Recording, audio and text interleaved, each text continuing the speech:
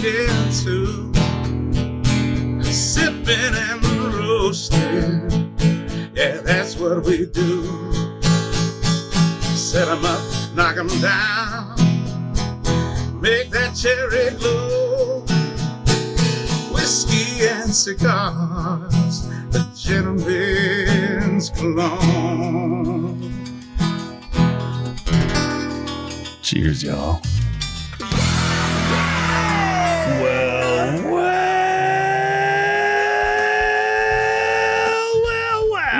Ooh, that sounds like a party just about to happen, ladies and Welcome, gentlemen. ladies and gentlemen, to this fine radio program, podcast, and video extravaganza known internationally Come on. as the world-famous Smokin' and Toastin'.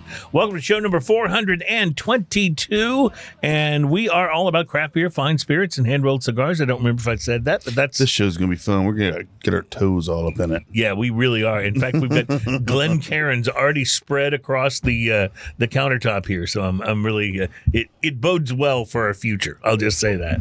Bodes well. Welcome to the show. We are going to be talking Michigan today. In fact, with a little shout out to our radio affiliate, WBCK-FM in Battle Creek and Grand Rapids, Michigan. We are proud to bring you a taste of Michigan beers and spirits today. And you've got family in Michigan, right? I do. Yeah, so from time to time... They're right about here. Yeah, okay, good. This is the state of Michigan, right here. It's really... much harder to do Louisiana. For those of you on the radio, that was me holding up my hand and pointing to different places. But we've done some Michigan beers in the past. We've never done a show kind of dedicated to Michigan beers and spirits, so this is a first. We have often recognized how great Michigan is as a beer state because there are just so many amazing breweries in the state of Michigan, and there are, obviously in a lot of other places too, but Michigan has been kind of a leader for a while. I'd like to also thank and dedicate this show to my brother-in-law, Michael Curtis. He brought these beers back. He is responsible for our enjoyment today. He's responsible for... He's been on the show before. He came on one time when he brought some beers back from Michigan before. But we have... I'm sorry. Go ahead. I'll let you... go ahead. We have a couple of whiskeys from Mammoth Distilling, which, by the way, is a killer name. Yeah. Oh, it is. Yeah. Mammoth Distillery. Come on. Or Mammoth Distilling. That's amazing. Yeah. We have a rye coming in at 92 proof and what they call Infinity coming in at 100 proof. And we have some interesting beers too. A couple from Great Turtle Brewery, which is on Mackinac Island. Yeah, we have a sour and a barrel-aged amber, I believe. A summer sour and two Bluffs, the barrel-aged amber. And then from Brew Detroit, which is located, interestingly enough, in Detroit. We have, you brought in the Ophidia, which is an Imperial Stout. And then you also brought something from Jolly Pumpkin. Too, didn't you? Yes, we're going to have to mention it's Magic. I don't know how to say it. I'd have to go get the can to see. All right, well, we'll get to we'll mention that one when we get it. We'll get to all of that. So a lot to talk about, and we're going to talk about cult favorite whiskeys. Cult favorite whiskeys. So if you're in a cult, these will be the whiskeys that you like the most. And I think pretty much, I'm sure at this point in our political discourse, don't drink the Kool-Aid. We're all just in drink a cult the whiskey at this point. So we'll enjoy it. No, cult favorites are kind of like, they may not be the biggest, most well-known, but they've got devoted followers who will do whatever the cult leader says. Manson's best beer. That's right. So cult favorite whiskeys on the program today. Big thanks to last week's special guest, the one and only Trenton Smith from Oliva Cigars. That guy is so good. And also thanks to Maduro's Cigar Lounge in League City, Texas. Yeah, thank you, Fred. Where we did the show last week. That was a lot of fun, and we always look forward to doing shows there because those guys are so awesome and on top of it. Tell you about some cigars to watch for. We'll talk as I mentioned about the cult favorite whiskeys, and I think we'll probably get to a lot of these things that we've said in the last 5 to 7 shows that we'd be getting to and the never things did. We keep threatening to get to, but we haven't yet. So we'll hope to get to that. I have brought along our beverage of mystery today. This is the beverage that one of us brings in, and the only person who knows what it is the person what brung it, and today that is me. I have brought the beverage of mystery, or as we like to say, the beverage of mystery. Yeah. So I'm the only one who knows what this is, but I will tell you I have not tasted it yet, so it'll be a surprise to me. We'll reveal what the beverage of mystery is after we try it. Gentlemen, what do you get so far? It looks like some sort of Looks like a Fresca. like a ready to drink thing, like it wants to be a margarita. I'm not getting or much something. of a nose on it at Not all. much nose at all. Not much nose at all. Or a lemonade. It looks like a lemonade. It doesn't. There's not a lot of nose at all. It's got a little bit of lemonade vibe to it when you drink it. It doesn't seem to have. It's not a powerful flavor either. It doesn't seem to have though that bad aspartame aftertaste. I mean, it's crisp. It's not very sweet. Right? No, it's more tart than sweet, I would say. Absolutely. What do you think? Do you like it? I'm not offended by it. The bar can be set fairly low for the beverage of mystery. When occasionally it's something like Malort, you don't really. I'm not getting any alcohol. If I was at a party and I poured this out of one of those big, glug glug glug containers. Yeah, right. Yeah, with the little thing on the side. Yeah, with a little spigot on the side. I'd be like, it's okay. It's for sipping. So you mentioned about the aftertaste. The aftertaste is there. It comes back way later. Yeah, it's not as. It's not as intense as some of the seltzers and canned cocktails can be. They didn't try and go too much on the sweet. Is this trying to be a lemonade of some sort? That's what I'm thinking. Well, it's time for the big reveal. I'm not. Is that a beverage of mystery in your pocket, or are you just happy to be here? Alcohol at all? Do you get any alcohol? I'm very happy to be here. Don't get much alcohol, and we're enjoying High Rise. It's a THC It's a drink. Grapefruit D9 seltzer with 5 milligrams of THC and 10 milligrams of CBD. What is D9? Is this going to make me munchy? 20 calories in the can. What is D9? I'm trying to see if there's any explanation of that on the can.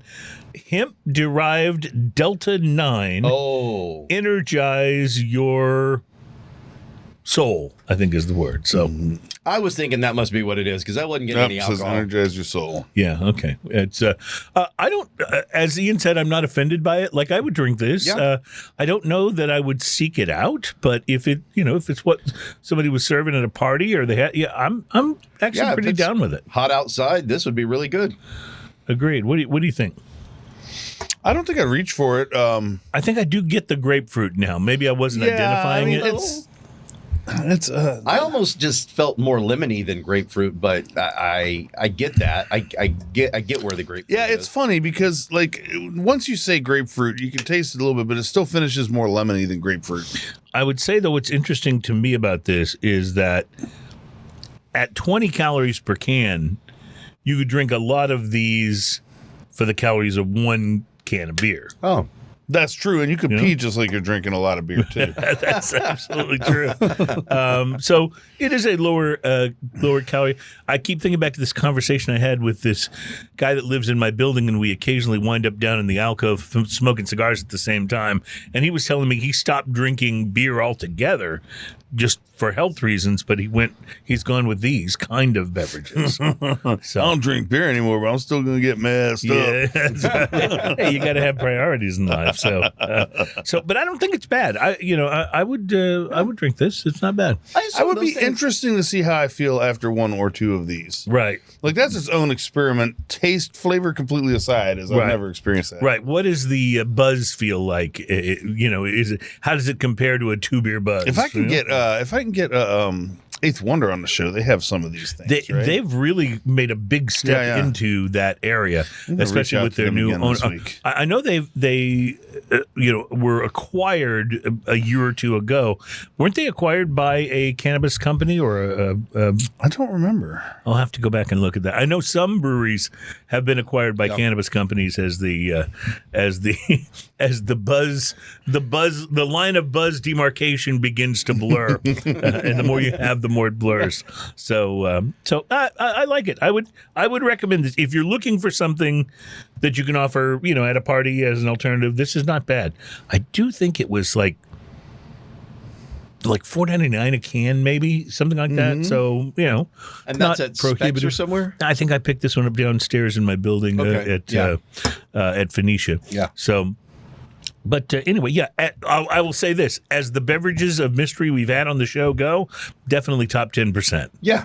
Yeah, definitely. That's not bad at all. The top percentile. Yeah. So we will have a lot of things coming up on the program today. We'll be talking about, drinking news, which is our the segment that we like to do in the second hour of the show. Drinking news is where we bring you. I'm stalling to give you time to reach for the ukulele. Oh, drinking news is the. I thought it was still in the case from where I could see. No, I was looking. I was like, okay, cigar review coming up, making sure all that stuff. Was ready. Well, so no, we do have drinking news coming up. It's where we bring you a story from the news, and we certify that it is true as reported by news agencies somewhere in the world. It's not a parody, at the very least. And today's drinking news teaser headline is. I'm sorry. Her name is what? And we'll do our drinking fact, just the segment that lives on because we love the fanfare. Yes. Our drinking fact teaser headline for today is... maybe this is a little more potent than we were thinking. No, the teaser headline is, even the skunk wasn't this drunk. Oh. So, all right. Okay. So that's all coming up. Like I said, some cigars to watch for as well. Ian, I'm wondering, of course, we only have a couple of minutes left in this, so maybe hang on to your cigar review for the next segment. Why don't we go ahead and do the drinking fact then? We have time to get that one done. Oh, that sounds good. All right. And now, oh, wait, why didn't it go off? My sound effects, where did they go? And now it's time for another smoking and toasting drinking fact. If anyone doubts that we do actually record the show live, all you have to do is listen to like 5 minutes of it. You'll know, oh yeah, they were definitely doing it live. That wasn't edited. Our drinking fact for today: the highest blood alcohol content ever recorded was 0.914%. That is more than twice the typical limit that could kill you. Oh. Nicolas Cage could not be reached for comment. And there you go, ladies and gentlemen. That is today's drinking fact. I was looking back at the just at some of the old drinking news stories that we've done, and there was one where we talked about Nicolas Cage a little bit in it, and I proclaimed him to be a national treasure, and I'll stand by that. Yes. I'll stand by that. I believe that he is, but he's a guy who can put away some liquor. That's for sure. Mm-hmm. Oh yeah. Well, I'm very excited about our Michigan beers today, and I'm very excited about the Michigan whiskeys too. This is we haven't done a show dedicated to a particular state before, but I think it's a good idea for us to do these from time to time. No, we had a show where we had mostly Michigan beers, and my brother-in-law was on, but this first time he brought back some Michigan-specific whiskeys. Well. So this is really cool. It's like 100% like Michigan. We could obviously do that with Texas. I wonder how many more states we could get enough beers and spirits from to do like dedicate a full show to it. Love to do. I got a rum from Carolina. Oh, okay. All right. Well, we're on the way. We're on the way. All right. We got to take a break. When we come back, Ian will tell us about the cigar that he had this week, and we'll begin to get excited about doing some tastings here. This is Smoking and Toasting. We're all about craft beer, fine spirits, and hand-rolled cigars, and we will be right back.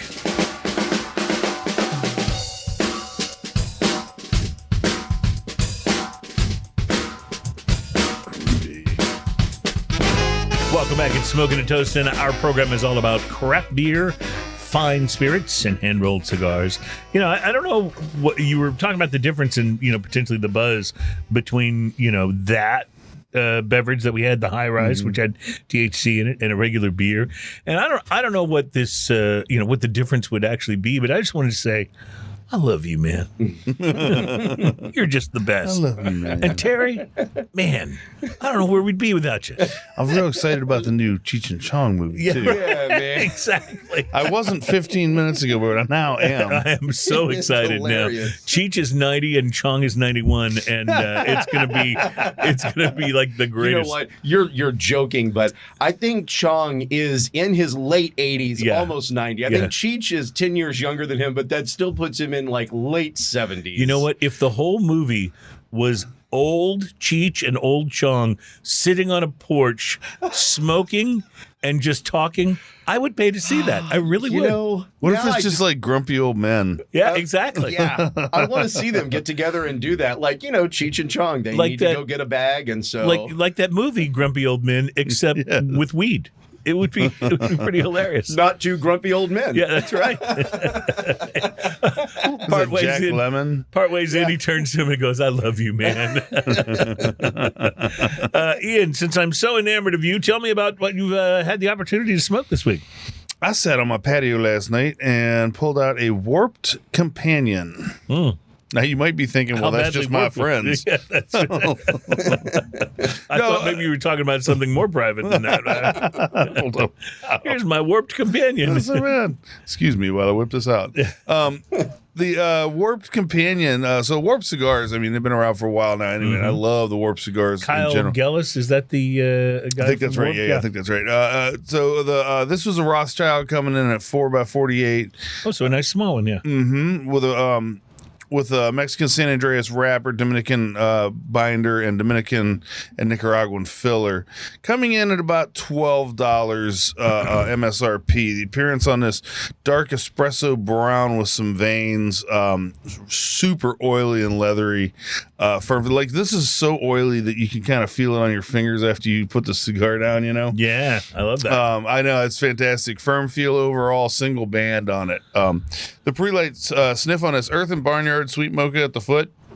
Pre-light draw, I used a V-cut, had a light draw to it. Sweet cocoa powder and coffee with earth. Leather, little leather tingle on the lips. Yeah. Initial light, a bit of pepper and spices greet me on the first puffs, along with cocoa powder and dark roasted coffee bean. Retrohale is peppery and cedar. The first third of the cigar produces massive plumes of rich smoke that inspire smoke rings. Pepper eases back a little bit, and a strong cocoa note moves up to prominence, along with cedar.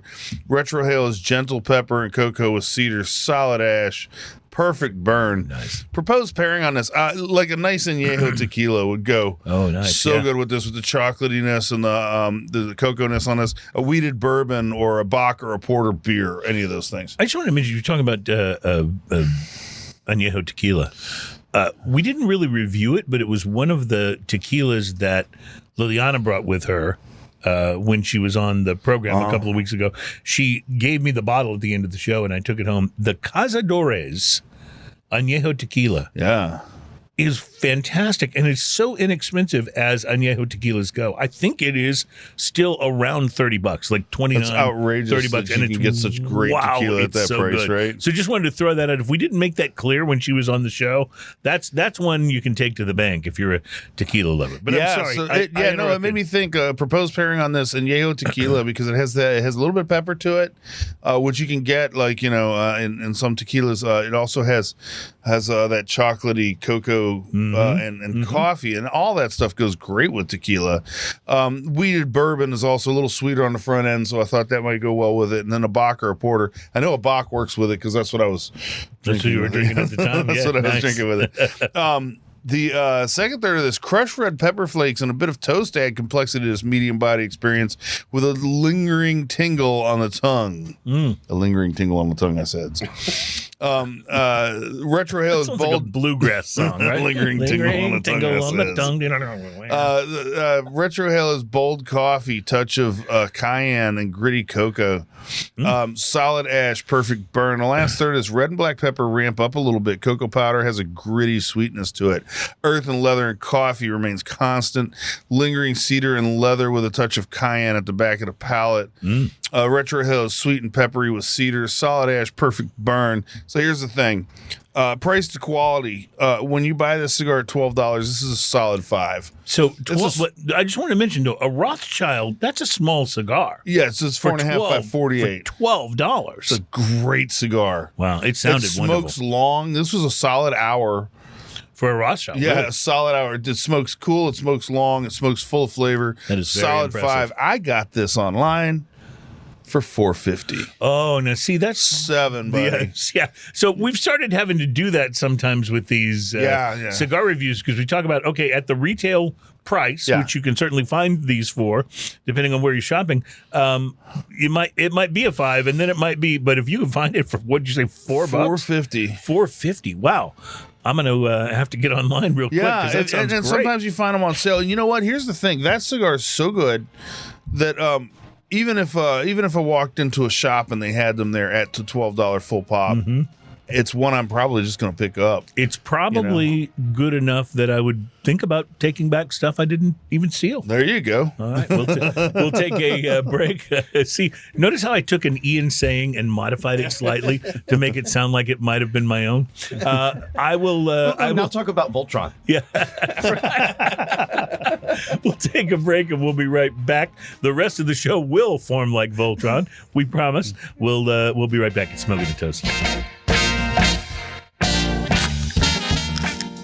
Welcome back. It is Smoking the Toast, and our program is about craft beer, fine spirits, and hand-rolled cigars. That was a good, I don't know if we've had that sound effect No, that before. was I neat. like that. That was Doing my pretty cool. best. Yeah. Although with this CBD beverage that we had earlier, we probably should do like the bong hit sound. Probably would be a Well, good, I have to empty the beer can and then I Yeah. have to punch a hole in it and dent it slightly. Right, yeah. I think you know where this is going. I have no idea what I you're went to talking about. college. I have no idea what you're talking about. There's a time and a place for everything, yeah. and it's called college. Welcome back to the program. It is Smoking and Toasting. Our show is all about craft beer, fine spirits, and hand-rolled cigars. Speaking of cigars, while Ian pours the beer, and we'll get to the spirits in a bit, let me tell you about the cigar that I had this week, or actually last week. So it was so interesting.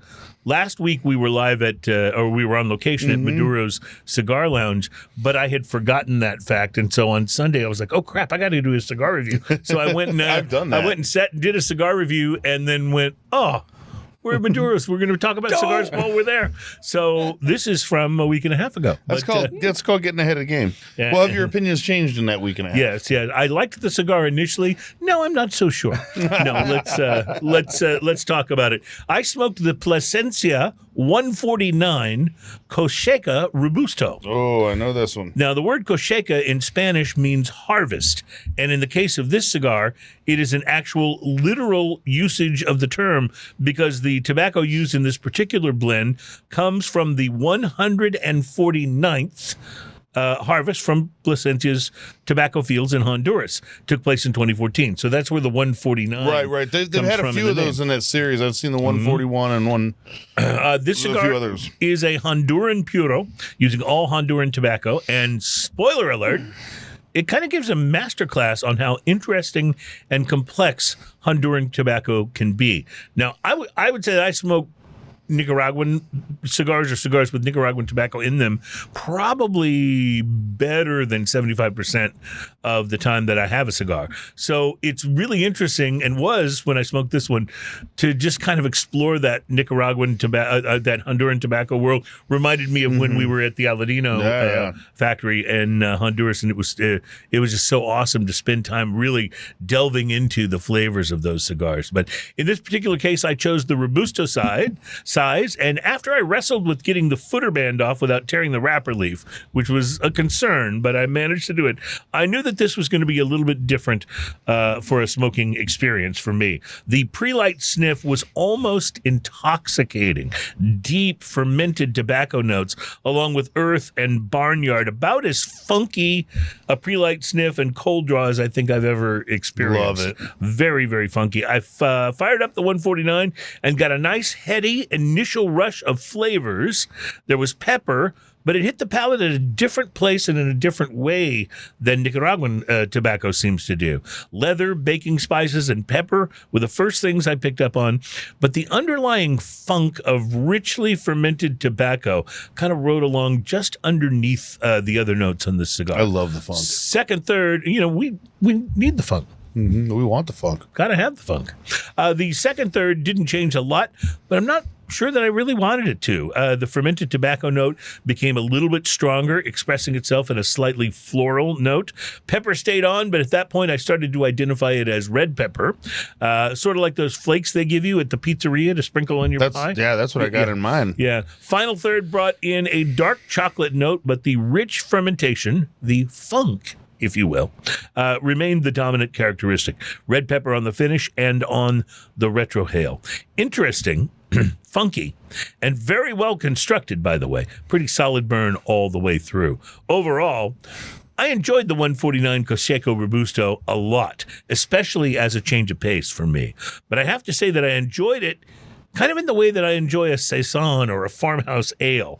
The funk was so central to the flavor profile that it was an awesome experience, but I probably won't be looking to repeat it real soon. Kind of like when I have a Saison. Specific Because experience. when you have a Saison, I don't, at least other people might be different, I don't typically go, wow, that was really good, let's open another Saison, right? You enjoy the experience, but it's sort of unique to itself, and you're like, okay, I'll have a lager now, or a stout or something. Suggested pairing? You know what? I don't really have one, but I would definitely not pair it with a Saison or a farmhouse ale, because I think the funks would fight each other. And if you've never witnessed a funk fight, let's just say it's pretty epic. You can't be in the middle of a funky battle like that. Yeah, not necessarily in a good way. Maybe pair this with a strong black coffee. That's about all I can think of here. Overall, I did enjoy it, but this Robusto is a $13 to $14 cigar. And you know what? For just a couple of dollars more, you can treat yourself to one of Plasencia's Alma Fuerte Robustos, and that's a couple of bucks I think would be pretty well spent. For the 149 Cosecha Robusto, unique, definitely worth having one, but will not be a humidor regular for me. Price to quality, I'll give it a 4.5. And again, enjoyed the heck out of it. But it's just a little pricey for that, especially when for a couple of dollars more you can get an Alma Fuerte, and that cigar will deliver on its price. A definite 5 for the Alma Fuerte Robusto, or maybe even more. Yeah. Did you review the same cigar? No, I had a 151 that I reviewed. Oh, okay, so They've had different versions of it, because yours was the different harvest, 149th right? harvest. Yeah. Mine was 151 harvest. I've had a few of those, but I haven't had that particular one. all right, that's very interesting. I'll have to try the 151 in the future and see how it differed from the 149. So in today's show, we're really taking a strong look at the state of Michigan. And one thing I can report is it's pretty damn cold there. But beyond that, I've been to Detroit. Beyond that, though, it is a place where they brew some pretty outstanding beer. Not to prejudice our tastings here, but most Michigan beer I've had has been excellent. And so I'm excited for us to try this. Home of Founders and Bell's. I mean, seriously, Bell's Brewery. I mean, that place, they can almost do no wrong. And I don't know if I've had a Founders beer that I haven't thought was excellent. This beer says it's Shella good. Okay, so this is from Great Turtle Brewery. That's the Shella. Right. joke. They have a little turtle character on here, and he's sitting in the sun on a beach in Mackinac Island, eating cherries from a bowl. So Great Turtle is in Mackinac Island. Tell me what Mackinac Island. Do you say it Mackinac? Mackinac. It's spelled out Mackinac, Right. But Correct. But like so many other things, it doesn't. Yes. You don't say it the way you spell it. So tell for people who are not Michigan literate, tell us what Mackinac Island is. Well, it's I don't know that much more other than it's an island. It's an island off. I haven't personally been there. Actually. Oh, you have? I thought they had for some reason. No, I Well, haven't apparently personally. they've got great breweries there because It's an island. Where is it then? It's in the lake. Okay. It's an island in the lake. in the lake. Oh, Yeah. okay. And apparently it's like a not a tourist spot necessarily, but a place the locals go to like hang and party and shop Wait. and do See, antiques. the only and island that I type was- of We're thing. learning stuff here. The Hold only on. island I was familiar with was Boblo Island. Shout out to Boblo Island. So up if there, I'm between correct- Michigan and Canada. If I'm not correct here, comment down in the comment section. But I think Mackinac Island, is an island where you're not allowed to have motorized vehicles there. Oh. Like when you come on an island, I think if I'm thinking about the right spot, you're not allowed to have motorized vehicles there. Now, interestingly enough, there's not a brewery apparently on the island. Oh. This is brewed and packaged by Big Buck Brewery in Gaylord, Michigan. Okay. For Great Turtle Distilling. Now that's a pretty normal kind of thing anyway. Right, Like, lots of breweries. St. Arnold here in Houston brews for a ton of the brewery places that you go sit down and have beers. but we've had a couple great turtles on before. This is the cherry lime Gose. Well, it's interesting. It's cherry lime. I do get that, but I also got like sour apple, like a Granny Smith sort of really tart good. apple. Oh, on yeah. that. I love really this. good. This is so good. I'm like already halfway done with mine. It's so good. It's coming in at 4.5%, so very crushable. And this can in my hand, my friend, is worth 10 cents. No kidding. In the state of Michigan. If I take it back up to Michigan. Yeah. Okay. Well, I would hang on to it. Yeah. You know what interests me is that I find that while sours in general, especially fruited sours and sours with lactose, it's a case-by-case situation for me. This is very gently sour, I'm though. almost always going to like a Gose because it's got a different kind of sour. There's kind of it's a little bit of a salty sour that you get from a Gose, I think. And it's not a real super sour either. So in this last sip that I took, I definitely got the cherry. Just a really bright sort of harvested This is cherry absolutely delicious. It is great. and super refreshing. One thing about Goses is I find they're super refreshing. So this is something we can't get down here then. Huh? No. Yeah, unfortunately. No, you got to go to Mackinac Island to get this one. There are a lot of Michigan beers that we can get. We can get Bell's, we can get Founders. There's a number of others. Jolly Pumpkin. Yep, Jolly Pumpkin. And we'll have a Jolly Pumpkin beer on the show today. But looking forward to it. This is so light, though. You almost feel like... So this weekend I bought a bicycle. Don't ask me what brand because I don't remember. But it's very Electric. cool. And I got him to put on one of those cup holders or water bottle holders. And I was just thinking as I was looking at this that this can would fit perfectly into the water bottle holder on my bike. I thought you were going to say, and I had mine modified just for beer. Yeah, well, They make them they make bottle cages that are specifically for beers. I'm wondering if Wow. mine would work that way. I'm kind of thinking it will. And I think you can. Now I'm even more excited about getting out and riding my bike. So, so very, very, very cool. Did you get like a city bike? Yeah, shout out, by the way, to the Edo Bike Company, which is where I Nice. went to get this. They did a great job of... we bought my wife's bike there a couple of months ago, and they did such a nice job. I was like, okay, I'm ready to buy mine, and we went back and gave them some repeat business. But those guys are great over there. If you're in the greater Houston area. Always buy your bike at a bike shop. Don't buy it where you buy groceries. Yes, thank you. that's just a good general. Same piece thing of with advice. guitars. Don't buy them where you buy groceries. First bike I got on, just as an example, first bike I got on would have been a disaster if I bought that bike. It just wasn't right for me. But by the time we got to the second one, I was like, okay, this totally works. And they fixed it all up. So anyway, the Gose, I think, fit right in my water bottle holder. And I'm pretty excited about testing that little theory out. I think Next it time would you go be to good. Michigan, you can take your bike and ride it around Mackinac Now, Island. they do have some bike rides that end with beer, right? Oh, yeah. Yeah, because that's what I'm going to be looking for. You know, I found after riding for on the team for Eureka Heights, almost every bike ride ends with beer. I think it should just be a national decree. That's Maybe the president can sign another executive order.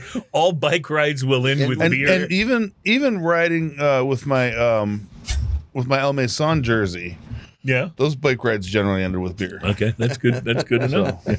I'm trying to think of one that didn't. I'm trying to think of a bike ride that didn't end with beer. I probably didn't go on that bike ride. and nor should you have. So I missed that one.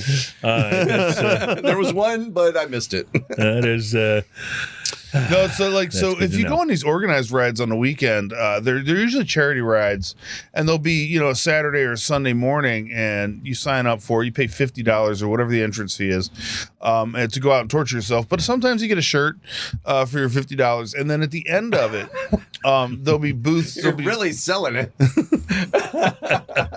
At the end of it, well, I mean, and here in I can Texas, just sit in my chair and it's drink really hot too. Yeah. So, at That's the what I end was of it, saying about the they'll have the MS-150. finish line. Sometimes they'll have some food. Sometimes they'll have and then sometimes local breweries will show up and just have beer and stuff like that. You know what they should? The one I want to go on though is like the race where you know how sometimes they have those tables. It's more for races and like walks than necessarily bike things, but they have the tables set up with cups of water, so you can just grab one on your way as you go and not even break stride. Yeah. They should totally do that with beer. Yeah. And the Chevron Marathon, which is sponsored by Carbach. Yeah. We should set up that whole thing. I did the Katy Flatland Century years ago. It was 100 miles. Yeah. And I was I was a smaller man. That was a bike ride or a run? It was a bike ride. Bike ride, I was going to say. Yeah. No. And I was such a hero for about the first 30 miles. I was averaging 22 to 24 miles per hour. I was like, I am amazing. Like, that's really fast for me, right? Yeah, yeah. I'm amazing. And then we turned. The whole course turned, and it turned into the wind. Oh. And it stayed that way. I was struggling to hold 14 miles per hour for the next 70 miles, by the way. Yeah. In the wind is a different, that's a different thing. The wind is brutal. Speaking of wind, it is March, of course, and March is supposed to be the month that comes in like a lion and out like a lamb with the wind. But this has already impacted my ability to enjoy cigars. It's been a little windy. It's been a little windy for the past couple of days. So I have this app called Willy Weather, and I know that sounds really weird, but that's what it's called. And Willy Weather will do the wind forecast, and I really like being able to look and see what the wind is supposed to be, so I can gauge whether I'm going to need to find a secure place to smoke a cigar or whatever. The problem is Willy Weather. They're always freaking wrong. They're always just the wind will be supposed to be it's going to be 12 miles an hour today, and then it's 30. So they're even more consistent than the Weather Channel people, right? Exactly. Who are only sometimes wrong. Right. So here's a great idea. The weather forecasters are off so much of the time. Let's just defund and see how they do with less money, because that's what happened Maybe last it means week. the weather is just willy-nilly, and we never know. It's going to be back to when you used to just step outside and lick your finger, and it's just going to be just as good. Taste the earth. We'll be right back. It's Smoking and Toasting.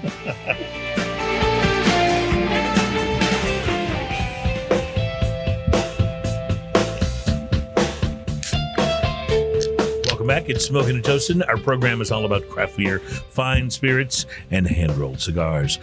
Speaking of cigars, while Ian is pouring our next beer, let me tell you about some cigars to watch for. Back in 2020, the Black Label Trading Company, which puts out some very interesting cigars, they released a limited edition blend in 3 sizes called, and it sounds like they asked an anime director to name this, Super Deluxe. I mean, didn't that sound like Yes. Super Deluxe? Anyway, it was intended to highlight really bold tobaccos, and now it's back for a second run because of customer demand. I love when customer demand is the reason. And I always wonder, when they say you demanded it, we did people really demand it, or did they just go, hey, this went pretty good? We'll try it again and say it was by popular demand. Imagine if you're getting swamped with feedback because you made a specific size or a specific blend. You're getting swamped with feedback. That's popular demand, I think. Well, the 2025 release will include one of the original sizes, but 2 new Vitolas have been added as well, and it's all being shipped to retailers right now. Made in Esteli, Nicaragua, at the company's Fábrica Oveja Negra factory. It's easy for you to say. Yeah, which is Spanish for fabric of Oveja Negra. Anyway, Super Deluxe consists of a Mexican San Andres Maduro wrapper, Ecuador Habano binder, and Nicaraguan filler. What? Your translation's slightly off, but go ahead. That's okay. No, it was great. That's okay. I think it means black sheep, but that's that's hilarious. No, fabric of Oveja Negra. I'm telling you. I'm pretty sure it's fabricate. Yeah. Fabrica? That translates to fabricate? I think so. Made in. Well, I was fabricating the whole definition anyway. But I like fabric. Yeah. It works for me. An Ecuador Habano binder and a Nicaraguan filler underneath the Mexican San Andres Maduro wrapper. Company says it'll be medium to full-bodied, but full-flavored. It ships in 20-count boxes, but they're only making 750 boxes of each size, so this will be a limited. Now, they do say that Super Deluxe is the most requested cigar in their history, Black Label Trading Company. So they're very excited to be bringing it back, said James Brown, who also said jump back, kiss myself. And he owns a Black Label Trading Company with his wife, Angela. So a combination of Nicaraguan fillers and the Mexican San Andres wrapper, they say, create a bold, dark, and rich profile, which I don't doubt, because that's a good, I have a number of cigars like that. The thing about Black Label Trading Company is their cigars are not on the lighter side. No, they definitely do the medium to full and up. So anyway, something to look for. And I'll also mention this one just because I smoked one of these a couple of weeks ago when you and I went and had cigars together at Casa. Oh, yeah. Casa de Monte Cristo. I picked up the Aging Room La Boheme, which debuted in 2014 as a Dominican cigar with mostly Dominican tobacco. But Rafael Nodal at Aging Room retired the line, and more than a decade later has brought this back. He now works for Altadas, creating blends, developing cigar brands, and acting as a liaison between cigar factories and their corporate executives. He brought back La Boheme. It's his latest project, and the brand is currently made in Nicaragua by, taking guesses here. Does it rhyme with Hey Jay? Yeah, it rhymes with Hey Jay Fernandez. Hey Jay Fernandez, who is a longtime collaborator with Rafael Nodal, and it's sold under the Aging Room banner. But it is, I really enjoyed it. So, I didn't do a review on it, but I thought it was quite good. We had a really good time sitting there. I forget what you were smoking, but I remember mine. It was the La Boheme. Good question. I don't know Yeah, what it comes I in really 4 done sizes from 20 count boxes, and the whole thing is adorned with vintage pre-revolution bands similar to the original release. So pretty cool stuff. If you're into That's Aging pretty Room, cool. I really like Aging Room cigars, especially when they team up with AJ. It's hard to go wrong with have, Aging Room. Have really good stuff. So we're on to another Michigan beer, and it's our second beer from Great Turtle Brewery and Distillery. It's funny you say all that, by the way. That day I had a Blackworks cigar on that day that you're On that talking day, about. yeah. I had the Blackworks See, there you go. Intergalactic. There you go. And it was good, as I recall. You It enjoyed it. was, yes. Yeah. Back to the beer. Great Turtle, Two Bluffs, barrel aged amber. So let's talk. You don't get a lot of amber ales that are barrel aged. That's No, kind of a usually unique it's thing. porters and stouts. Usually Right. it's bigger beers Right. that you'll barrel age. Barley but wines. Barley wines. So interesting. Amber ale laid down into a whiskey barrel and aged to perfection. Notes of caramel, whiskey, vanilla. Brewed by the same brewery as the other one, Big Buck Brewery. Two Bluffs barrel aged amber coming in at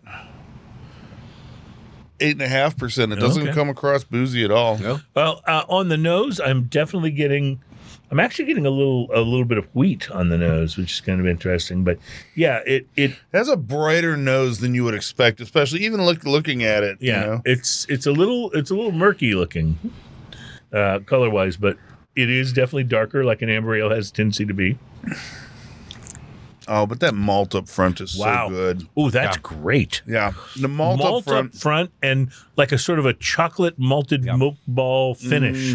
So I started a little research before y'all said what it was, and Yeah. I didn't realize about the whiskey barrels, and I really enjoyed it. But now that you said that, I can taste it. I was like, that's what that taste So is. what this tells me is there needs to be more barrel aged ambers, because this, to me, it takes really that good. It takes that sort of amber ale basic flavor, and it adds this roasted malt to it that is wonderful. It doesn't add a ton of weight to the mouthfeel either. No. It's still a very drinks like a regular amber ale mouthfeel. But on the retro hail, that's where I kind of get that whiskey barrel. Oh yeah, Oh yeah, That's where I get that whiskey barrel. Like yeah, that. almost a little smoky. Yeah. Almost a little smoky on the retro ale. This is delicious. This is fantastic. Yes. Now tell me, is this brewery one? Are you familiar with it at all beyond just the ones No, we've apparently tried? you can only get it. This is what I know, and I could be wrong on this, but I think you can only get it on the island. This is Great Turtle Brewing, and again, these are going to be recipes from Great Turtle, but they're actually brewed and packaged by Big Buck Brewery. Yeah. What a great beer this is. Yeah, it's fantastic. Yeah. Fantastic. Well, so far, so good for Michigan. And not that I was expecting any less. I mean, again, this is a state that Mackinac really Island, I seems think, to is know- also very famous for its fudge. Like, there's Oh. a very specific Mackinac Island fudge. You kind were of thing. correct about the vehicles. No vehicles except for emergency vehicles. Oh, you looked that up? Okay, yeah. So I wonder, like, when they're building something, can they bring in delivery trucks? Like, how do they get? I don't know. It just do they says load everything emergency at the vehicles. docks? It'd be interesting. Yeah. Be interesting to know if you are from Michigan and know the answers to these questions. Help us out because we don't allow the fact that we know almost nothing about something to keep us from devoting a whole show to Drinking it. the beer. Yeah, exactly. Exactly. We got to take a break. We will be back with the second hour of the show. Drinking news is on the way, and more tasting and general frivolity. It's smoking and toasting.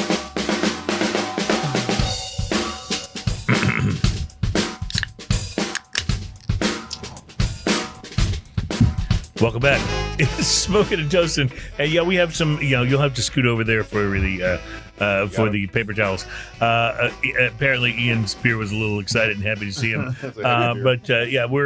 We're back for hour number 2. It's Smoking and Toasting, craft beer, fine spirits, and hand-rolled cigars. I love those things. Ian was away from the mic, so I did your, Nice. Thank you. I think I did pretty well too. I got today's an awkward day for me in the studio.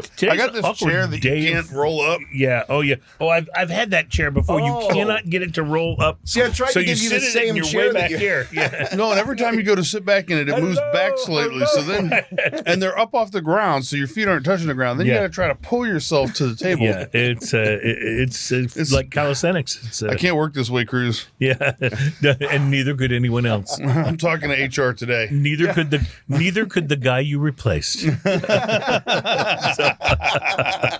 So while Ian, who still seems to be on the show, is pouring our next beer, let me tell you about an article from Food and Wine that I thought was really good. The headline says, "Stop wasting your time on rare whiskey and drink these instead."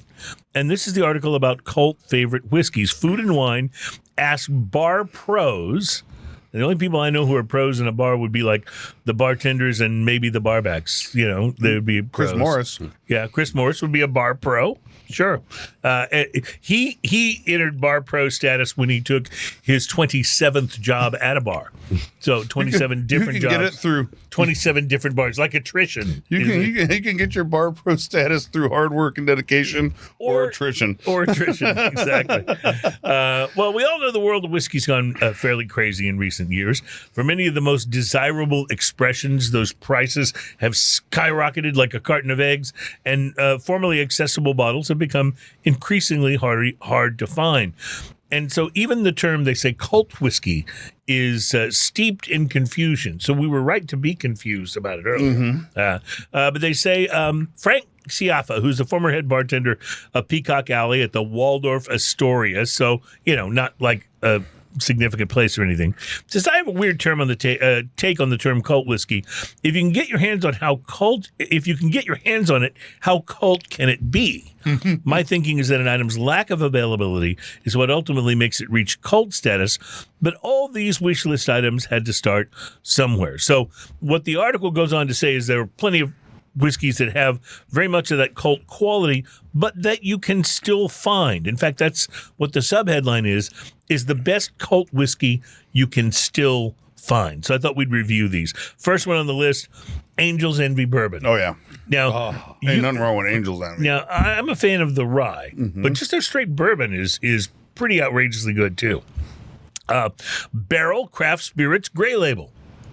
Have you I had don't know the about Gray the Gray Label? Label one. Yeah, we've had a number of Barrel barrel confuses me because nothing they ever sell is the same as the last thing they sold. Well, and also it all kind of looks the same except for some of the colors on the label. The bottles are all the same shape. Everything has that, really beautiful uniform barrel look.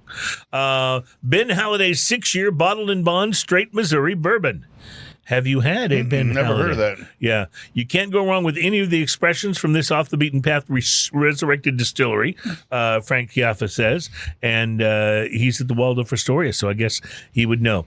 Next on the list is, and I heartily agree, Booker's Bourbon. It can be a little hard to find. No. You just have to know when it's going to be released. They release Right. it a few times a year. And usually it's easy to find. Like I was in Specs the other day, and they still had some of the last release. Right. It is $100, Right. It's expensive. so it's not cheap, but it's always available, and it's always real good. And then there's Little Book. Yeah, Little Book is something else. I have a bottle of Little Book still at home, and it's got literally like that much in it, and I can't bear myself to drink it because then it will be gone. It's just the way it is. You can't have your Little Book and drink it too. Next on their list, by the way, is Buffalo Trace.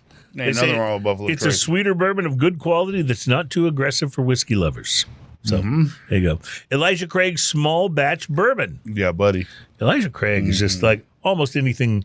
I like anything Elijah Craig. Yeah, and anything Angel's Envy. I was back to our first one. It's like you really can't go wrong with them on any level.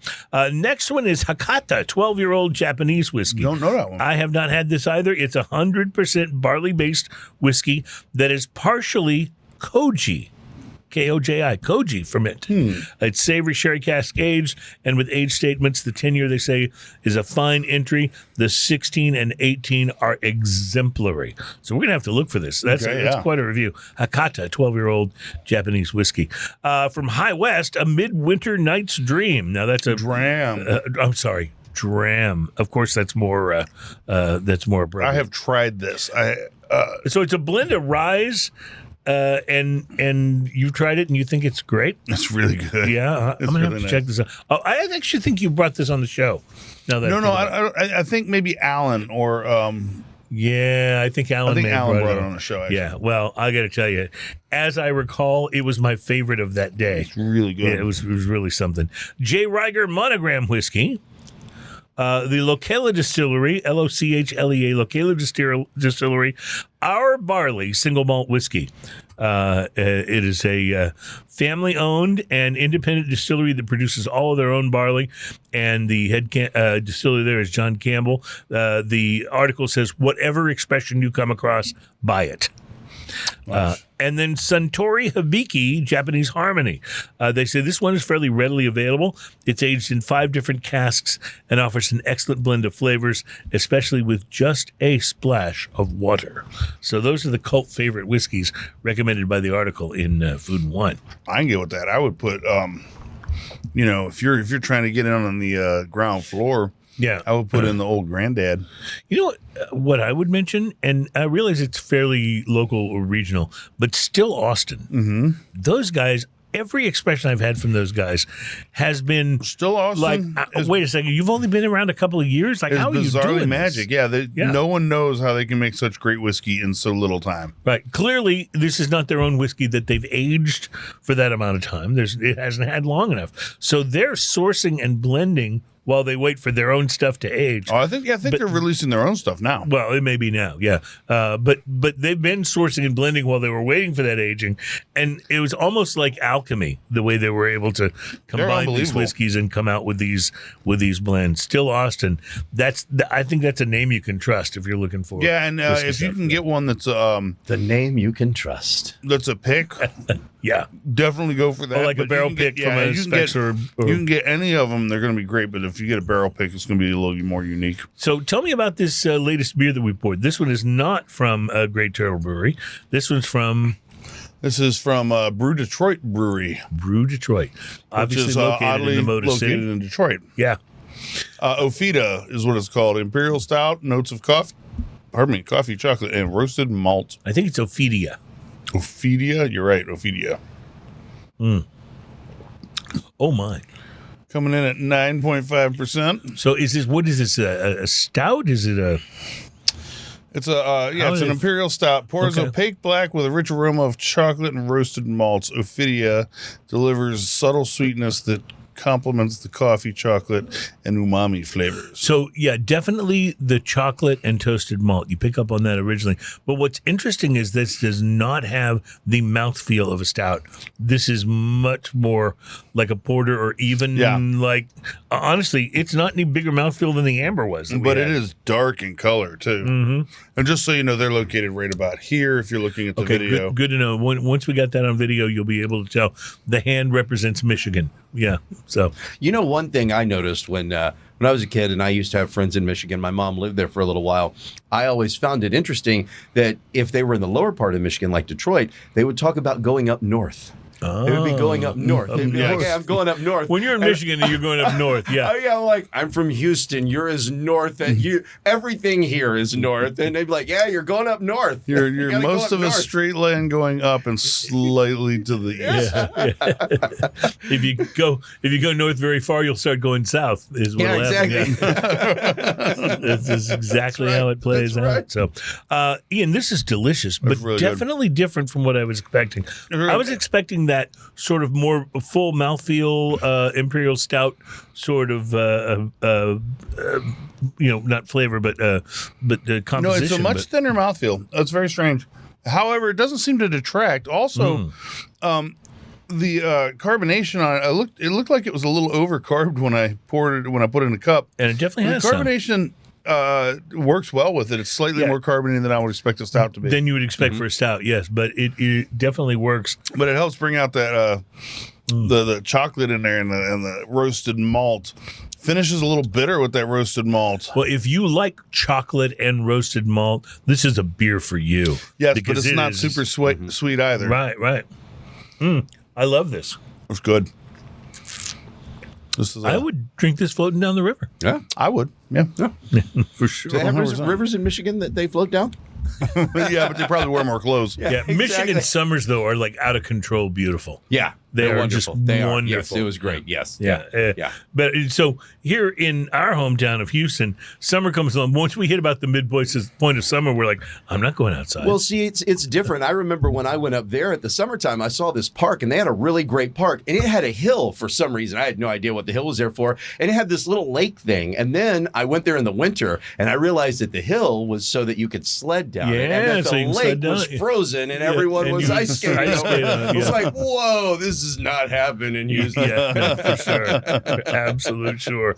Well, I'll tell you, I'm very impressed with this beer. This is maybe my favorite beer we've had so far on the show today. I like it. And everything's been good. Yeah. This is, Michigan though, all winter is very cold outside. There's not much to do, but they're going to brew beer. Yeah, brew beer. They're going to do it really well. Yeah, that's for sure. And if you think about like how great Founders is, I mean, a lot of people know Founders from their like all day IPA, which has been a big, huge Founders success. But some of their big beers, breakfast stout. The arrogant bastard is no, dirty bastard. Dirty bastard. Sorry, I get my bastards mixed up.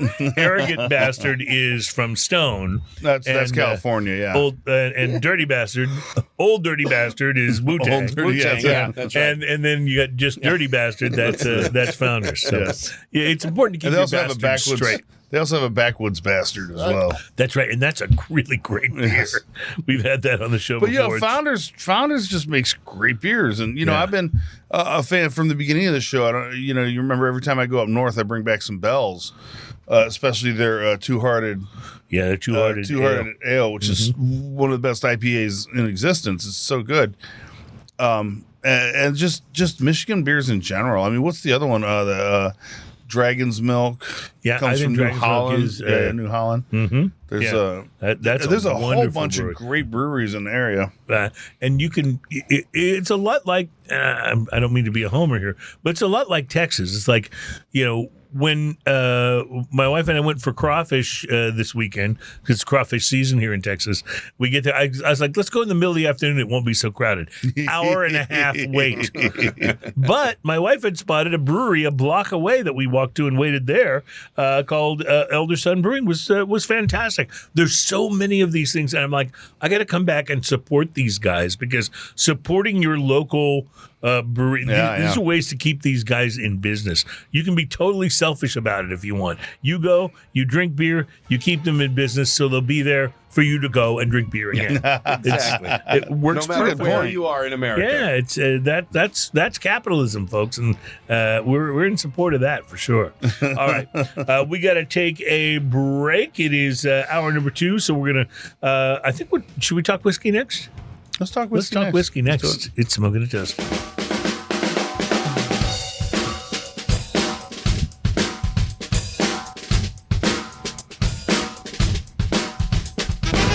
Welcome back. It is Smoking and Toasting. Our program is all about craft beer, fine spirits, and hand-rolled cigars.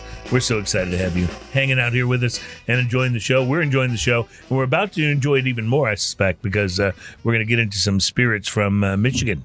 And both these are from the same distillery, am I correct? So this is Mammoth Distilling. It says Mammoth Distilling, made in Michigan. I don't know where the address is. Let's see. Central Lake, Michigan. Now, are these not available here as well? These are just These spirits that are up Michigan. there? I think you can only get them at the at the distillery. Yeah. And this one is the rye. Okay. We're gonna pour up in here. I'm a fan of rye. I like rye. I really enjoy rye whiskey. It seems to me, though, that the rye craze really sort of coincided with the rise of Whistle Pig. You know? Yeah. They had that time perfect, right? Yeah. They really So this is did. the Woolly Rye Reserve. And I'll pour this next one so we can try them like right next to each I other. like this on the nose a lot. But then again, rye's always going to give you that little spicier nose. You know, that little. There's a little more there, I think. Yeah. In some cases, with some really good whiskeys that aren't this spicy, you don't get as much of anything on the nose. Yeah. As you do here. But then again, I'm really bad with the nose and Yeah, the rye is really, All right, so I'm going to taste this because the nose has just got me going. Definitely a very difference excited. in It's color. very, I only knew of rye as the one from that song American Pie as a drink that was. Now I realize that whiskey I and like rye, it. yeah. Yeah, now I realize I really like it. Yeah. Yeah, this smells good. Okay, this is wonderful. Like, I can tell you, first sip, I'm hooked. This is really good. Absolutely. This is a really nice, well-balanced and spicy, but not too spicy. Absolutely. There's almost like cinnamon and sugar cookie on the tail end of this. Cinnamon and sugar cookie, you really are right about that. I mean, it's really nice. Yeah, or to put it another way, snickerdoodle. Snickerdoodle. It's really, this is so interesting that we started with the rye. Now I'm curious about going to, and the other whiskey, it's just called Infinity Whiskey. What does It's called that mean? Infinity, and they have nothing on the back of the bottle explaining anything. So, I don't know. I'm looking at the labels, though, and I'm seeing an interesting thing. So on the rye whiskey, it says distilled and bottled by Mammoth Distilling, Central Lake, Michigan. And on the Infinity, it says aged, blended, and bottled by. So the Infinity has to be some sort of sourced Yes. And you'll also notice whiskey if you they're look at starting with. the back of the two bottles of whiskey, the rye has all this text on there telling you, and this one's just blank. Empty. Yeah, just empty. Kind of an interesting comparison. I think the Infinity whiskey, there was something special about that. Is I think he said you could only get it there at the distillery, whereas you might be able to get these other ones regionally. You know, like you get some Texas distilleries. To quote the ubiquitous Buzz Lightyear, to infinity and beyond. This is good stuff. I mean, I love the rye. I'm kind of partial to rye as a style, but this is just a wonderful, wonderful whiskey. The Infinity, it's got some heat to it, though. Mm-hmm. And that heat happens almost immediately. Right. It's almost mid, like as soon as you swallow, the heat's like right there, kind of rising up on your palate. It's a white frosting note that happens White cake right frosting? at the lips. Yes, white cake frosting right there at the lips. All right, now I'm going to go back. I have to tell you, after tasting both these side to side, this rye is far superior to me. And I think there's a long distance between the two. The Infinity has got some nice flavors, but the longer I let it sit, the more heat builds up. And I'm not sure I'm a big fan of the aftertaste on that as well. So I'm going to drink some of this rye to wash my palate. Rye. Now, I liked the regular whiskey, the Infinity. I thought it was really good. Coming back to the rye, though, it's my preference of the two, but that could just be because rye is probably my favorite style of whiskey. Yeah, I think it's just got a little more But I flavor think this is just a better whiskey. Like, I think this one's way more balanced. I think the Infinity is interesting. But I think this is a better whiskey here. But that one you're saying they distilled themselves. Yeah, and that doesn't really have any bearing on it because a lot of places, when you're starting up, if you want an older whiskey, you can't start this year and have a 7-year whiskey. No. So almost any place that's reasonably young is going to have some kind of whiskey Sure, blend. exactly. some kind of whiskey that they're sourcing. And again, and GMP is one of the major sources for a lot of people's whiskey. They make great whiskey apparently. But if you were to pick one and then you were the distiller, I'd be glad that you picked the one that So we actually I'm did assuming ourselves. the process went like this. They picked the whiskey from one of the big sources, and then the reason it says aged, blended, and bottled by Mammoth Distilling is they filled a bunch of barrels with this, and then they took those barrels and blended them to a profile. I just want to say, I've gone back to this. I don't hate on it quite as much as you did. I think this is pretty good. Yeah, it's good. to it. You've got a little bit of like butteriness and cinnamon. I don't mind the flavors. It's the imbalance. So first off, the cinnamon smack at the end of the palate is almost obnoxious, and then the heat is right there with it. Yeah, I don't know. See, I like that cinnamon thing. It kinda like comes it across like very Red Hots. unbalanced to me. You know, like it's like if you're eating a piece of cinnamon toast and you get a piece that's not much bread, but mostly just the hardened sugar and cinnamon from the top. That I like that cinnamon punch. I also think this is lacking slightly in the middle of the palate. Like right up front, it has a beautiful cake icing sweetness, and at the back is a cinnamon smack. In the middle, I'm getting a dribble. Well, some of us are not whiskey snobs. Did you get And that so- rhyme I just did? That was awesome. that was great. But I will say, of the two, I like the rye the best. You know about what the cost of these bottles is? So I'm pretty sure that the rye was 50-ish, and the Infinity was 100-ish. Oh, that rye is wow. good. We got to take a break. We'll be back with Drinking News. It's Smoking and Toasting.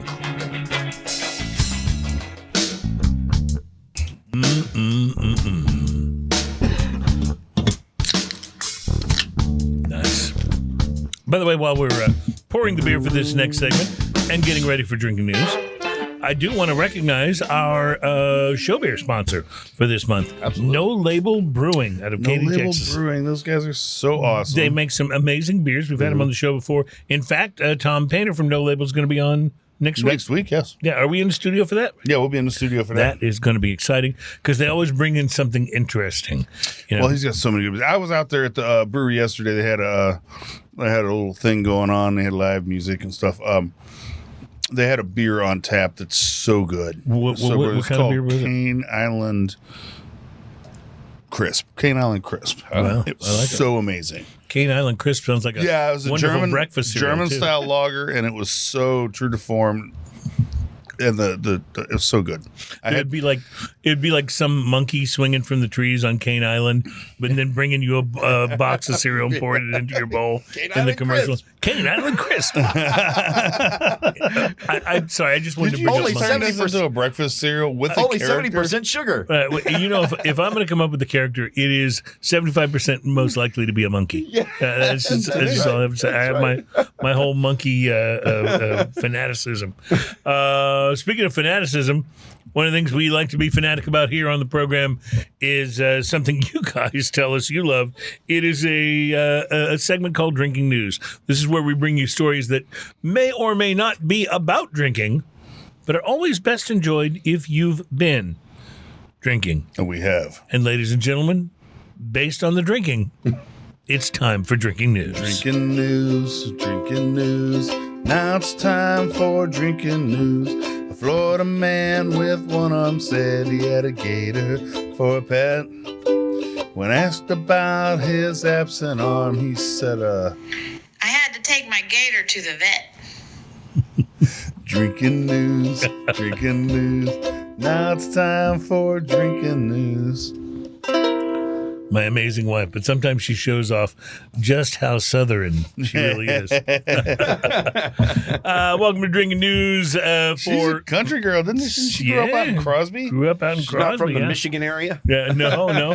Although Crosby is slightly bigger than the town I grew up she in. did spend some time in Ohio. That's Okay. Yeah, that's right. Well, I don't know what it is. Speaking of states, I don't know what it is about the Sunshine State, but I think that maybe it's something in the swampy water. But we seem to be, whatever it is, we seem to be inundated State. with story after story about residents there who insist on using food items as projectile weapons. Obviously, some foods work better for this purpose than others. I'd rather have food thrown at me than a lot of things. Yeah, and again, some's better than others. Yeah. Assault somebody with cotton candy, messy, but not very effective. Doesn't sound very hurtful. Applesauce? Again, not. Well, in the jar, you could cause some damage, yeah, but you yeah, could. out of the jar, not so much. Meatballs? That is a big difference. Meatballs? Depending on how hot they are. Not much damage there, unless, of course, you prepare them the way that my ex-wife did, in which case they'd be deadly rock-like projectiles that could, at the very least, put someone's eye out. So there's that. But in our first string of news story this week... Don't make her mad on meatball night. Yeah. In our first string of news story this week, and you'll love the rest of this sentence, a 22-year-old stripper used a banana as her weapon of choice. Of course she did. The victim, however, did live to tell the tale. It all started when a Florida woman, most likely on her way home from her shift at Baby Dolls, Baby dolls. a Clearwater adult entertainment establishment, which, by the way, translates to booby bar, Booby bar, yes. stopped in at a 7-Eleven store only a few miles from her place of employment. Thought nothing was going to happen, but you live in Florida. According to the police report, private dancer Caltivea Turner got into a verbal altercation with a 30-year-old female worker behind the counter. And the women exchanged derogatory comments towards each other. Because, of course they did. Oh, you didn't. Because Florida. I mean, the whole thing sounds pretty Florida so far, right? Yeah. But then the Florida woman in question became irate and picked up a banana from the cashier counter and threw the banana at the victim's face. Assault with a deadly banana. The airborne fruit struck the employee, quote, on the cheekbone and left a minor abrasion, end quote, according to Direct investigators. frontal assault. But in what may have been an epic fail by the police department in this case, the banana was not seized as evidence. I don't know why I find that funny, but I do. Chief Wiggum ate it instead. I live in a drawer. Turner's being held without bond for violating probation in connection with a grand theft conviction in a neighboring county. So she was on probation for a grand theft conviction in a neighboring county when this happened. And that was where she stole about $800 worth of merchandise from a Walmart store. Oh. Do you know how much you have to steal from Walmart for it to be worth $800? Well, you have to, it depends on what you get. And also, I heard out in California, I think it is, you can steal like up to $1,000 and they won't even prosecute you. Maybe she just was in the wrong place. I think they recently repealed that. Oh, did they? And there's a lot of people in jail right now that are very surprised. And by the way, it's not they won't prosecute you. It was like the difference between a misdemeanor and a felony. I think. Okay. Yeah, Okay. you get a ticket that you're not going to show up for. But in any case, this woman was free on $1,000 bond from that case where she stole from the Walmart. She was free on that $1,000 bond from that when she was collared for the alleged banana battery. Already out on bail for $1,000. Bail. Yeah. So what we're learning And is that if you were out on bail, you should not throw bananas at people. Exactly. This is what we're learning. But as crazy as that Florida story is, it can't quite top our main story on today's drinking news, which takes us from the Sunshine State to the Garden State. But wait, there's more. Florida, which their state motto should be the redneck state, not the Sunshine State. You know, every time and I've then driven Jersey, where they're Florida should be the hold my beer state. Come on. When I've driven into the Sunshine State, it's always been pouring down rain. that should actually be the Florida state motto: "Hold my beer." Hold my beer. Hold my beer. Yeah, hold my beer and watch Welcome to this. Florida. Hold my beer. As crazy as all that is, though, we go to The the license plate Florida. Hold my beer. The hold my beer state. Dude, I would buy that as like a plate. I would just go register my car in Florida just to have it. Yeah, it would be awesome. For those of you in Florida, by the way, we don't humbly apologize because you know this is funny too. Yeah. And for those of you in Florida, we're now going to make fun of Jersey. A New Jersey woman New Jersey woman. Coffee talk. has been arrested and charged with operating a prostitution business. from the New Jersey massage parlor that she owns, according to investigators. Police say the woman was arrested after a vice sting identified, and I'm using quotes here, workers engaging in the solicitation of prostitution, end quote, at the business in Denville, a town of about 30 miles outside of New York City. Cops say when they raided the Oasis Spa, they discovered a large stash of cash and a huge quantity of condoms hidden within a mattress in a back makeshift bedroom. Why would you need to hide the condoms in a mattress? We just hid these legal products right here. Yeah. And sorry, we're out of baby oil because, Diddy. Yeah, right. They also found, and I'm not sure what this is all about, a condom hidden in a plant in a massage room. So there's that. Oh. While conveniently hidden in a plant. While massage parlor sting operations are not all that unusual, this one stands out for a very specific reason. Maybe it wasn't a plant. Maybe it was just a really well-disguised guy trying to get out of there. In a cactus costume. You talking about Mr. Saguaro? Listen, while massage parlor sting operations are not all that unusual, this one does stand out for a very specific reason, and I'm going to share that reason with you now. The 67-year-old owner, who allegedly also worked as a lady of the night in the salon, and sidebar here, and I don't mean to be ageist, but I would posit that anyone willing to pay for sex with a 67-year-old woman must be needing that happy ending really bad.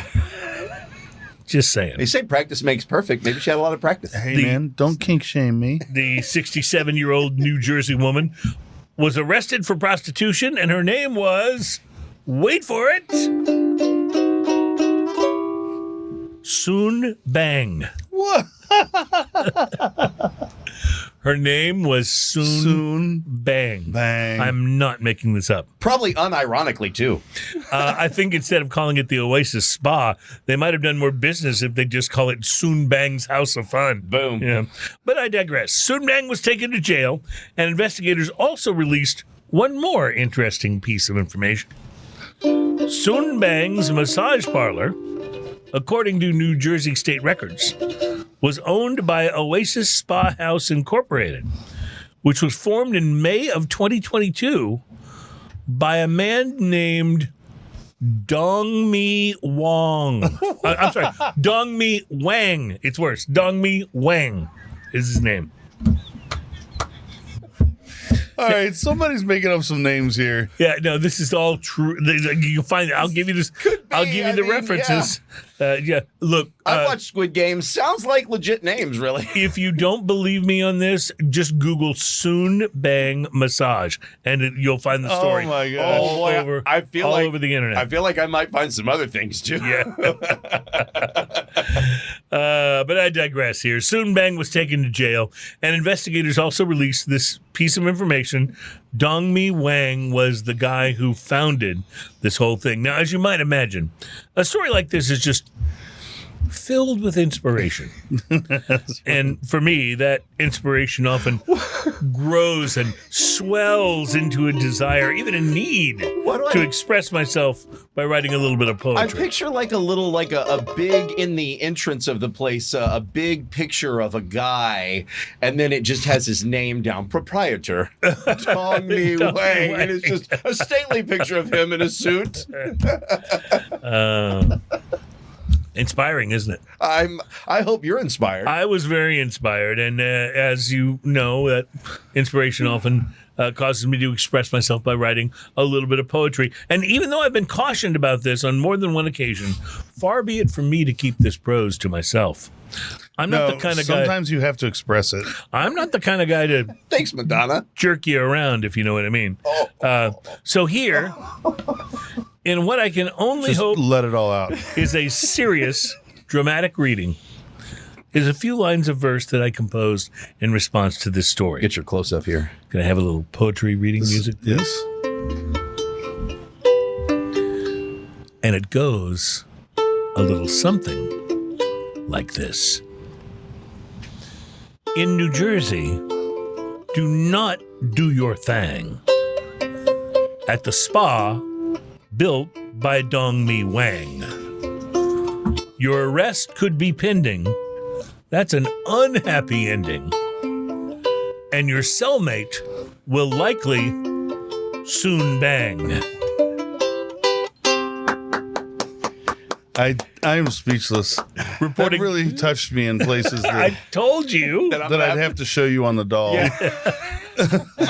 Reporting live from Oasis Spa in Denville, New Jersey, where I just heard somebody shout, "Quick, it's the cops! Hide the condom in the philodendron." My name is Cruz, and that is your... Drinking news. That's our time for drinking news. Cheers, y'all. Yeah, that whole thing was just wrong. That was just So many wrong things about that. there's so I'm many glad you brought wrong that one up. things.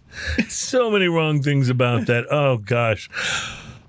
All right, I got to take a breath after that. And we got to talk Jolly about Pumpkin. Jolly Oh, Pumpkin that's right. I forgot Artisan we had a beer. I was drinking all the ales. whiskey. Yeah, no, this is very interesting because that's quite an illustration that I'm showing you there. Madrugadora, I think is what it says. Madruga.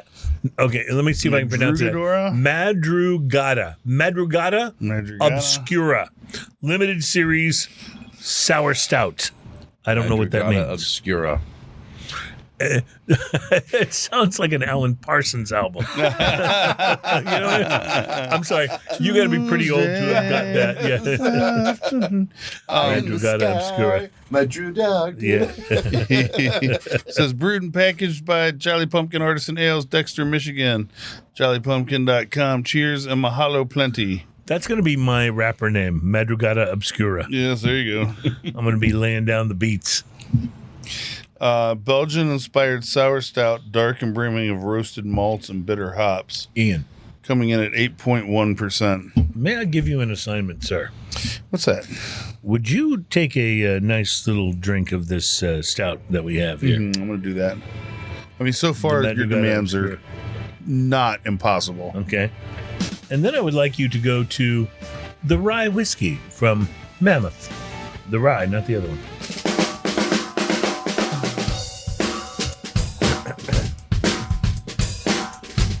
Oh, yeah. Welcome back at Smoking and Toasting. Did you like my oh, yeah there? Yes, yeah. Pretty good, wasn't it?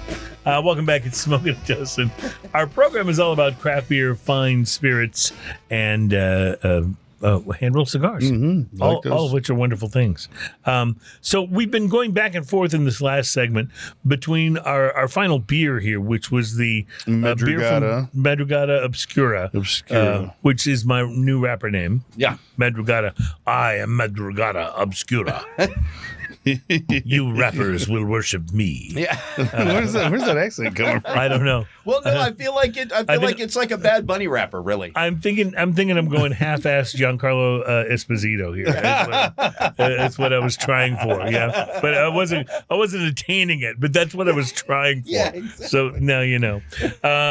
So we were going back and forth between the rye and this beer. This is called the Woolly Rye, by the way. Oh yeah, because so Mammoth is the Mammoth name of the Distilling. distillery, so it only makes sense that the rye would be called the Woolly Rye. The Woolly because Rye what's a Whiskey mammoth Reserve. if not a woolly mammoth? Right. Woolly Rye is made from a mash bill of 88% Wheeler Rye, 10% malted Conlon barley, and 2% caramel malt using grains grown in collaboration with several northern Michigan farms and glacier water from Torch Lake Aquifer. So what we mentioned in the last segment, I want to go back to this. If you go to the rye, and then you go back to this stout, this Madrugada Obscura, this has an almost like a very pleasant, but an almost sour flavor to it.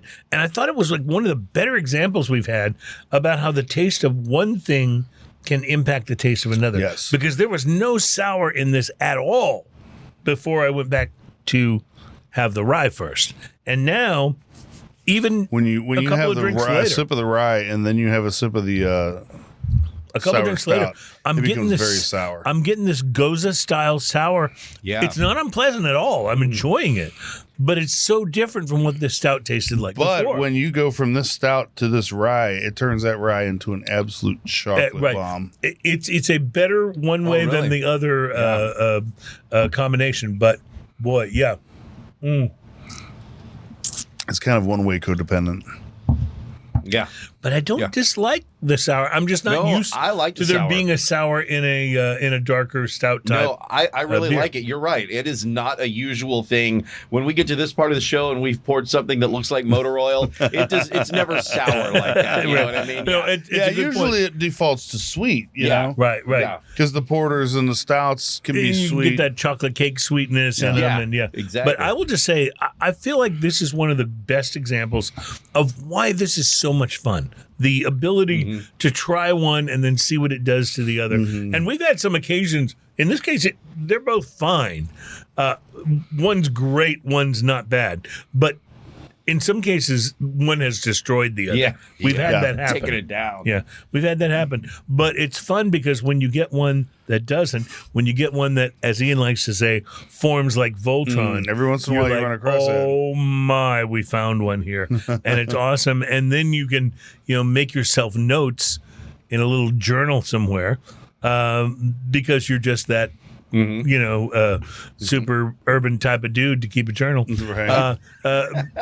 But you can keep a note in a journal somewhere about what goes with what. And I think that's important because let's say you want to have a party and have some friends over. You want, what did I have that went really well with it? Then you go back and you look at your notes like, oh, you know what? I'm going to get some of this rye and some of this. Pair these things with food, too. Right. There's some great stuff that you could have out, like... I've recently discovered the joy of having a Mexican lager with actual Mexican food. Oh, dude. You get a plate of enchiladas and get like a Scout. Yeah. Life is going to be good for a good half an hour, dude. That's just as good as it gets. You know what I mean? There's certain things that just go with certain foods really, really well. Oh, 100%. 100%. You could do like these rye whiskeys here if you have a good dark chocolate. A lot of times those things are going to go together. I'm not really a fan of most Asian beers unless I'm having sushi, in which case that's the only kind of beer. That's that a I time and a place. Sometimes things are specific like that, you Right. know? Like there's a very special time and place where you want a Jack in the Box taco. Right. And Like it's not you've all had, the time. After you've had a lot to drink, Yes. that's one of those times. That's very specific, right? I think Jack in the Box should take advantage of this. Like if you order 2 orders or more of their Jack in the Box tacos, it comes with a free breathalyzer. Do you remember you remember the commercial though where they had a run of commercials where Jack would answer the drive-through? Oh, right. Yeah. And this one dude comes through and he's obviously blitzed, right? And he's like, man, I was trying to decide what to get. I think I'm going to get the tacos. And Jack's like, that's a good idea. He's like, man, but how many should I get? And Jack goes, 10. I may be I may be completely alone in this, but I love the smart aleck Jack in the Box character. Oh, yeah. It's I thought great. He's awesome. I thought he was great. Yeah. But I don't know how we got from what we were talking about to Jack in the Box. But, Nicolas Cage, that's how. Yeah, Nicolas Cage. He's the connecting tissue between all of these things that we talk about ever. What's that Unspoken Kevin Toast. Bacon game? Like 7 degrees? 6 degrees of Kevin Bacon. Yeah. All And you have you to know say what? is Nicolas Cage and you win Y'all the are game. only 1 degree away because I did a thing with Kevin Bacon at Planet Hollywood when it was at the Galleria. So you're welcome for being that close to it was the Bacon Brothers, not only him, but his brothers. yeah, so the there Bacon you go. Brothers. Yeah, Okay, when they there were you go. doing a band thing. Yeah, a lot of people like dog on the Bacon Brothers. Dude, their remake of Pat Benatar's "We Belong," is the. I haven't heard that. It's emotional. It's so good. Like I I got never a stopped to question. listen to these lyrics. So I was looking at. I got a question for all you that want to like bang on a band like that. What do you expect them to be? They're Right. just rock and roll, man. Yeah, Enjoy it. They're just like a couple of brothers who enjoy doing this. It's not bad rock either. You know, Right? Yeah. Exactly. it's not. No. It's, And you know, when Okay, you listen to the lyrical content of that versus all the stuff you hear on the radio, come on. Yeah, exactly. but let me ask you a tougher question. What about what is it? Name of Keanu Reeves band? Dogfart? What is it? I don't know. I haven't listened to them. But you know what I'm talking about? It's like dog bone, like it's something like that. Yeah. Anyway, so you haven't heard them. So I haven't really listened to them, so I don't know. Well, there's some interesting celebrity, super groups. I mean, Steven Seagal plays guitar. The Blues Brothers. Look it up on YouTube, man. And the best thing is, all the Steven Seagal guitar playing videos, yeah, they'll show him on stage playing. It's always like best blues solo ever. Dog Star. Dog Star is what you're looking for. Dog Star. I said dog fart. I was close. There was a band in Houston called Blood Fart for years. Oh, that's worse. I'm sorry, but that's worse. Smoking and Toasting has been That's what we're gonna leave on. You know, if Ben was in here, he would remember them. Yeah. Oh, yeah, for sure. Smoking and Toasting has been a production of RFC Media based in Houston, Texas. Our beverage of mystery music is called The Visitor. It's from Shane Ivers at chosic.com. Everything else is pretty much our fault. So we appreciate you and guys. thanks to No Label for the sponsorship for this week. And speaking of No Label, they're going to be on the show next week. Going to be on the next week, yes. Very excited to get to that because we've always had fun when we were. And I just want to, because I've enjoyed having Terry on the show. Oh. And so I just want to issue a warning to him about next week's show. It was our last time of having No Label on the program that wound up getting your predecessor fired. I will just leave it at that. I will just leave it at that, and you can worry all week about what I meant by that. I got a hill to climb. Yeah, no pressure, exactly my friend. Right. Yeah. Have a great week, everybody. Thank you. Thanks to Terry, to Adam and Sky. Thanks to everybody, and cheers, y'all. Cheers, y'all. You don't